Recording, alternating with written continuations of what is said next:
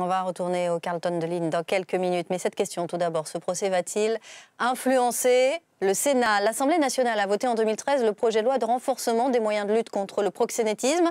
Les sénateurs ont ensuite botté en touche et enterré ce projet de loi. On en parle avec Rosen Ischer. Bonjour, vous êtes une ancienne prostituée. Vous avez parcouru 800 km à pied pour l'abolition de la prostitution. Est-ce que vous pensez que ce procès peut faire bouger les consciences et notamment celles des hommes politiques ? Ah mais bien sûr, bonjour d'abord, bien sûr que ça va faire bouger les consciences parce qu'on se rend compte qu'en fait toutes les prostituées, que ça soit en France ou dans le monde, ont vécu les mêmes violences, que toutes ont dit la même chose à des milliers de kilomètres les unes des autres. Oui, bien sûr que ça va faire bouger les consciences. On voit juste derrière vous une personne qui vous accompagne avec ce panneau cadeau. Ce sont des pratiques courantes d'offrir des prostituées en cadeau à des responsables industriels, politiques? Mais bien sûr que c'est des pratiques courantes, puisque moi-même j'ai été le cadeau de certains hommes d'affaires.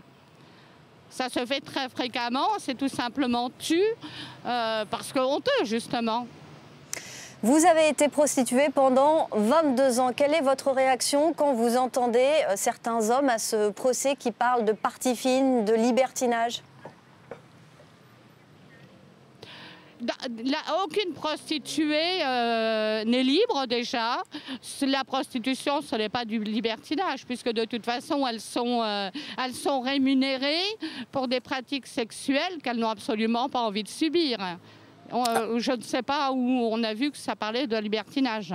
Alors, ce qui est frappant, notamment, pas seulement, mais notamment dans le témoignage de Mounia, l'une des prostituées qui témoignait ce matin, c'est qu'elle dit « Je n'ai pas dit non à Dominique Strauss-Kahn, mais j'ai subi ». Est-ce qu'il y a aussi, pour les prostituées, un problème de libération de la parole ?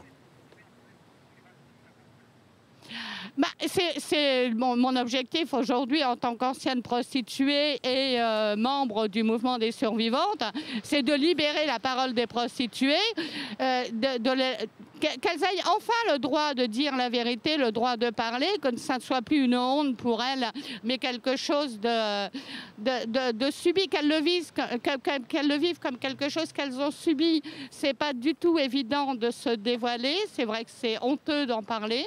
Mais il faudrait peut-être arrêter d'avoir honte et que toutes les femmes puissent aujourd'hui dire « j'ai subi, mais je suis une victime et je veux m'en sortir ». Merci beaucoup, Rosen Ischer, pour votre témoignage et aussi d'avoir été en direct avec nous sur BFM TV.